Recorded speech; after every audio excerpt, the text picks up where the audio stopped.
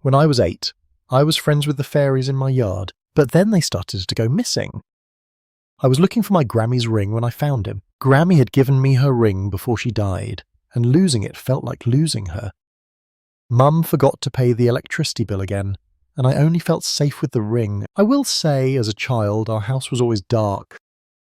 I did get used to it eventually. Mum couldn't afford electricity, so we usually sat in candlelight. But when Mum was passed out after drinking too much, my brother and I were stuck. Grammy's ring was the only thing that made me feel safe. I knew I was wearing it in the yard while playing in the flowers after school, and the thought of a night without it twisted my gut. Before she passed, my grandma was our unofficial guardian. After school, we would walk all the way to her house, and she would make us dinner and let us watch TV, but after she died, we didn't have anyone.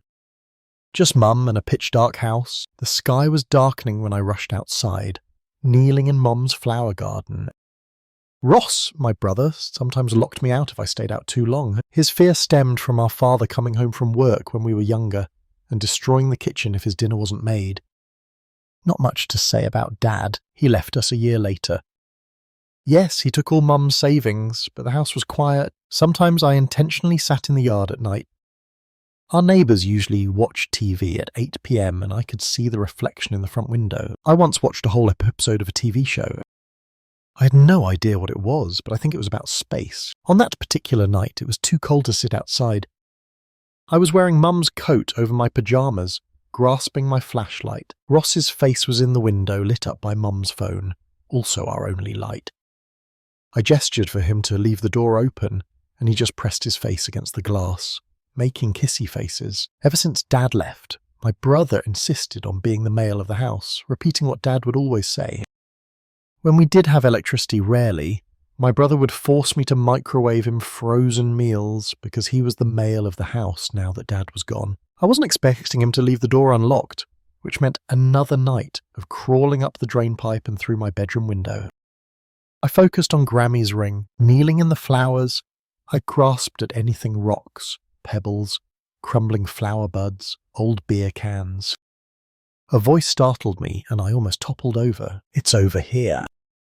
The squeak came from a wilted rose, and I briefly wondered if I was seeing things. Bobby, one of my friends in elementary school, once bragged that his father ate mushrooms and thought he was a bird. I became fascinated with the idea, and Bobby and I spent a whole slumber party Googling mushrooms. I vaguely remembered my mother planting some when we were younger, but they were the edible kind, the ones she used in her winter soup. So, if I wasn't seeing things, if I wasn't high on mushroom spores, then what exactly did I hear? "Hello? I'm sorry. Are you blind? I'm down here." All I could see was my mother's flower bed. I shined my flashlight on it, peering closer, and there, when I crawled directly into a crushed rosebush, was a glowing ball of light. I found myself mesmerized by it, hypnotized by light that I wasn't used to. Whipping my head around, I searched for my brother. His shadow was gone. Closer now, the ball of light morphed into a tiny human perched on a leaf, legs swinging. The boy looked like a high schooler, glass wings poking from his back, a scowl on his face. I couldn't believe what I was seeing. Mum used to warn Ross and me about the fairies when we were little. She said it was the fairies who stole our toys, made us sneeze, and the fairies who chased away our father.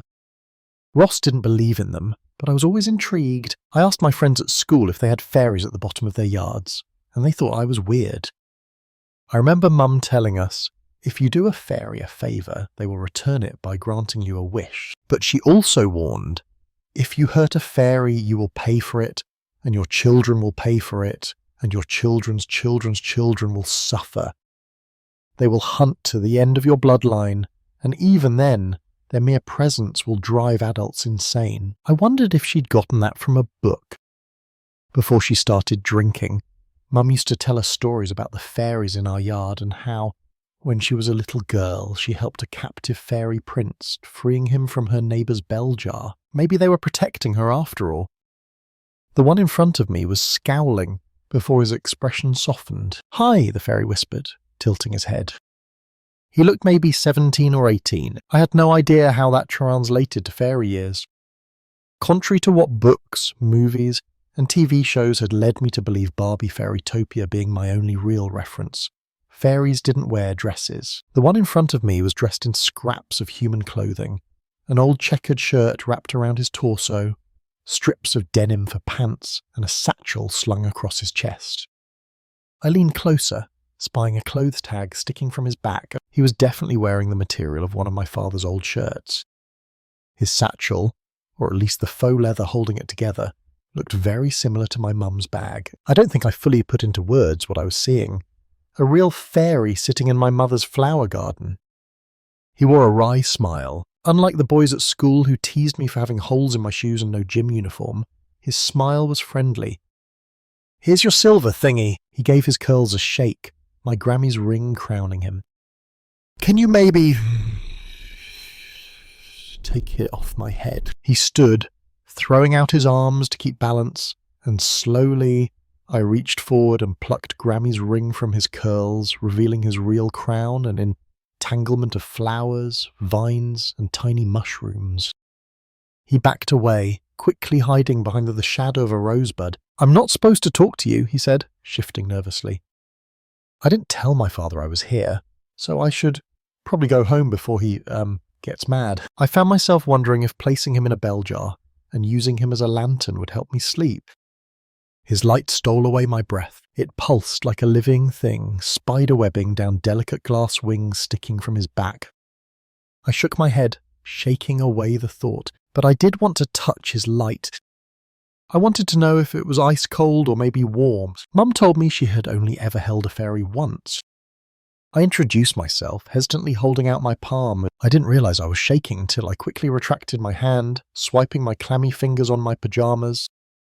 Lit up in otherworldly golden light, his skin porcelain, almost translucent. Wide green eyes blinked at me. "Jude," he said, his wings twitching. He hopped onto my hand, wobbling and throwing his arms out to balance himself. "Prince Jude." He smiled proudly, pointing to his crown. Jude and I became friends, and he introduced me to his family. His father was understandably absent. I spent a lot of time in the yard, so eventually Ross caught on. He followed me one day, springing out at me when I was talking to Jude. Initially, he thought I was talking to a butterfly. Ross liked Jude, immediately holding out his palm for the fairy to land on, especially when he realized the fairy could help us with our light problem. Jude said, in exchange for our full names, he would happily act as light for us until we fell asleep. I was more than happy to comply. I gave him our names, and Jude became a regular visitor, sitting on top of the microwave with his legs swinging, illuminating the counter so we could prepare food. Jude showed off, dancing across my dead phone screen, causing it to flicker on and off. Ross was impressed, his eyes wide. "Wait, so you can make things actually work?" Jude shrugged. "If there's enough of us, I mean..."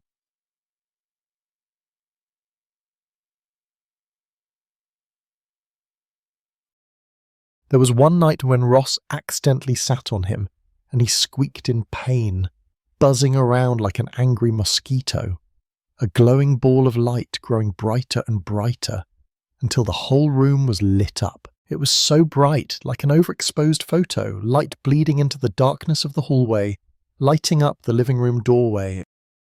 Ross apologized, and Jude instantly forgave him, telling us anecdotes of his family and world, and how he'd grown up as a reluctant prince. According to him, Jude didn't want to be a prince.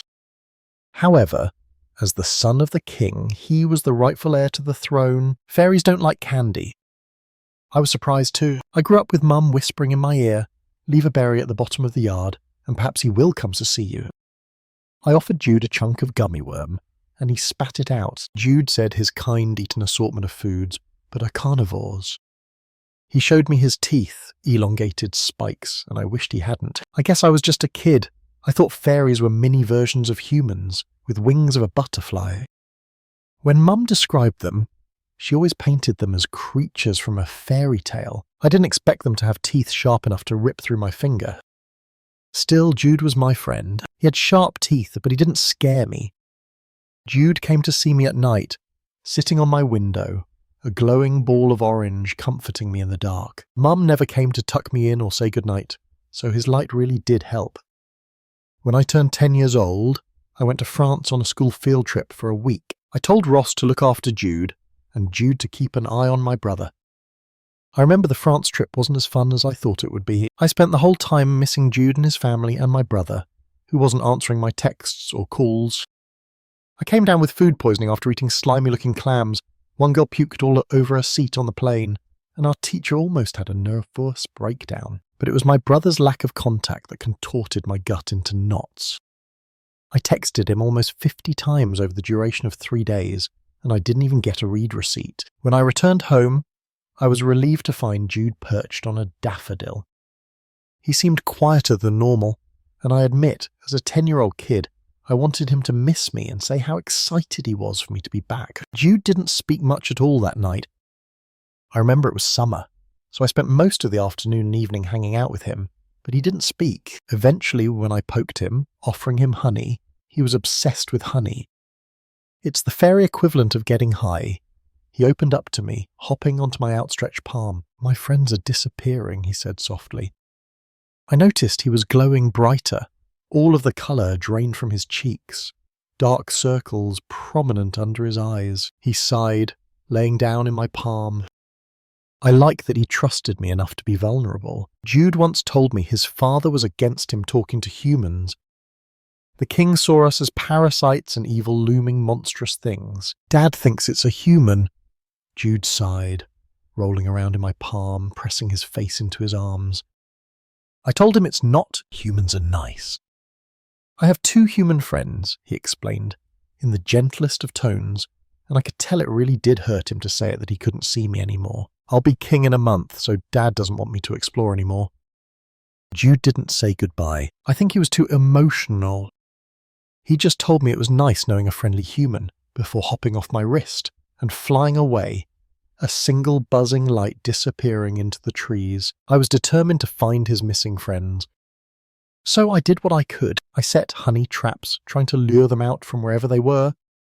I figured they had run away from home. I had the naive idea that finding them would bring Jude back and my kindness would prove humans are good and Jude's father was wrong about us. I drew up plans to find Jude's friends and bring them back to the kingdom. Ross had been quiet ever since I got back from France. He said he was doing homework in his room, but when I bothered checking, he was curled up under his blankets with a flashlight, the beam illuminating his shadow. When I asked what he was doing, he held up a copy of Carrie. "I'm reading," he grumbled. So I left him alone. Jude's friends were nowhere to be seen. I gave up halfway through the summer vacation, when it was clear Jude wasn't coming back, and I was wasting my time. It had been months since I'd last seen him, and I had spent the majority of the time when I wasn't searching for the missing fairies, playing with my new friends. I didn't tell them about Jude, or the fairies, or even where I lived. I was embarrassed of our neighbourhood. I was embarrassed of our broken gate, our uncut lawn that was almost up to my knees, and my mother's refusal to actually be a parent. With these new friends, I could be a whole other person.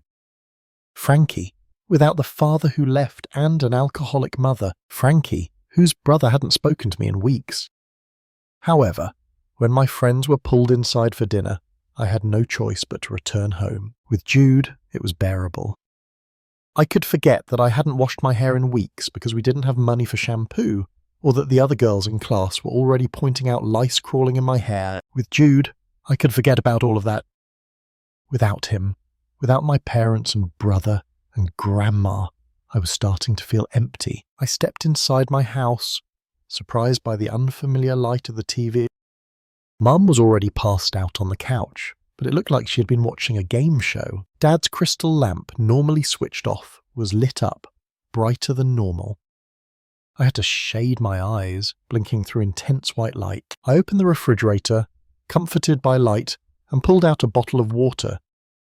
It was ice cold. I was so used to lukewarm. Mum had finally paid the electricity bill. I can't describe how fucking relieved I was. I had a hot shower and made myself a frozen meal. I could hear my brother playing video games, screaming threats at the screen.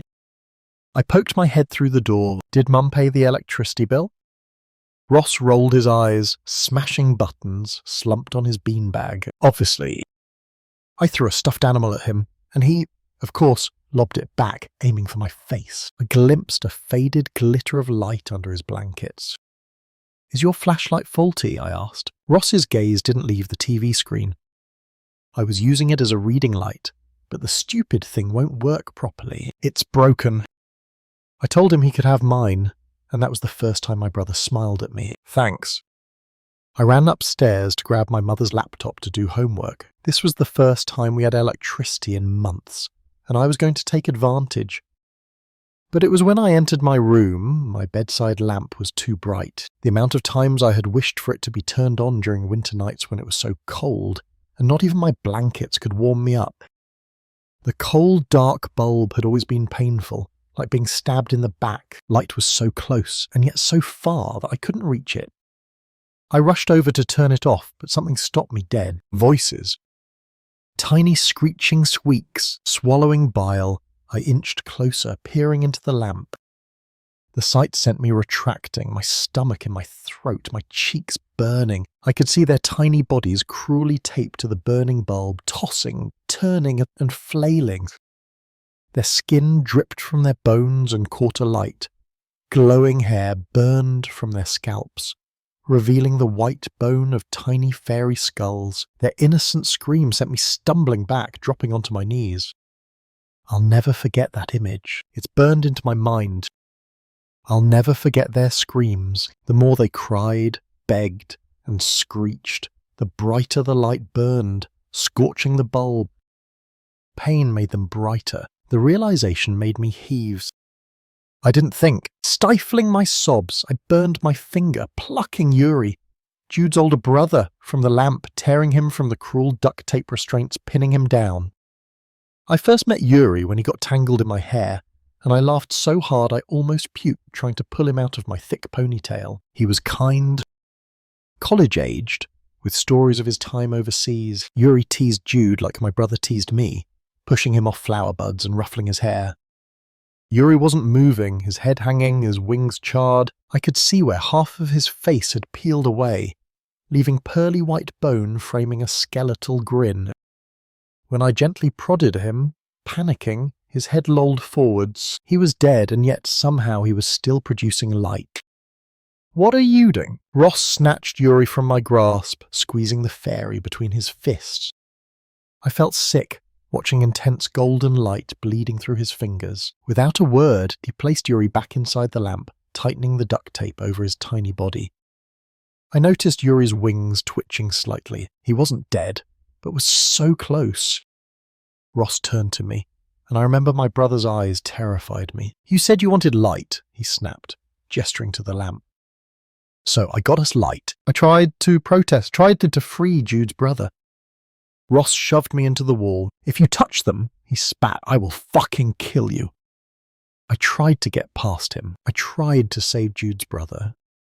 This time, I snatched him up, and Ross pulled him from my grasp, shoving him in his jeans pocket. He treated them like dolls. "We have light." That's what Ross kept saying, but he was fucking hurting them. "They're giving us light, Frankie." When Ross locked me out of the house again, I tried to call to Jude. I was ashamed of my brother, but lying to him felt wrong, but Jude never came back. Fortunately for me, all children get bored and move to the next thing. After spending weeks torturing fairies for light, my brother started hanging out with friends from school. So, when I had the opportunity, I freed every single fairy and tried to help them, nursing them back to health. 15 fairies survived out of 25. I only remember several of their names. Lyra, who was my brother's nightlight. Fora, who was glued to the kitchen bulb. Jax and Svan, twins, inside my brother's bedside light.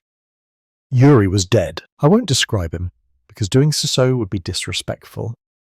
I buried him in the yard with the others and said a prayer for them. The TV was still switched on when I slumped onto the couch next to my unconscious mother. The television confused me because I was sure it was a single fairy per electrical appliance, but when I checked the outlet, there were no fairies. I had saved every fairy, and every time I freed one, my house was noticeably darker, but it did have electricity. I checked the refrigerator, oven, and my brother's PS4. Above me, the kitchen bulb flickered on and then off. Somehow my house did have electricity, but it was weak. So what was causing it? Hesitantly, I crept down to the basement where the generator was, and already I could hear it, the furious buzzing of wings, sharp cries of pain. Jude was cruelly hooked up to the machine, his tiny, shambling body pulsing like a heart among colourful wires and flashing buttons. His light had dimmed, flickering weakly. One wing was gone, the other shredded. When I reached out with trembling fingers to pluck him from the wires, they wouldn't let go. Ross had forced them inside him, using him not just as a generator of light, but a battery. His eyes flickered as they found me, rolling back and forth, unfocused. I pulled him as gently as I could, untangling him from the cruel wires threaded through his skin, wrapped around his head. He didn't reply when I spoke his name. His lips quivered, sharp, panicked breaths sending him into coughing fits. His body burned with fever, his clothes clinging to him, blood trickling from his nose. I tried to snap him out of it, but his wings weren't moving. When I whispered his name, he didn't respond, his chest shuddering. I knew he wasn't going to make it. When I cupped him in my hand, he lay still, moving only when I prodded him. I tried bathing him with a sponge to ease the burns to his face, but it's like his body was giving up. I dropped him in a panic, and he just lay there. His father was right. When Jude's light started to erupt brighter and brighter, I laid him down in my mother's roses. I tried to bury him, but burying him didn't feel right. I sat for so long in the dirt, trying to think of a way to make things right and honour his memory. But I didn't know what to say to him. I didn't know what to tell his father. I felt sick with guilt. That same night, my mother came to her senses.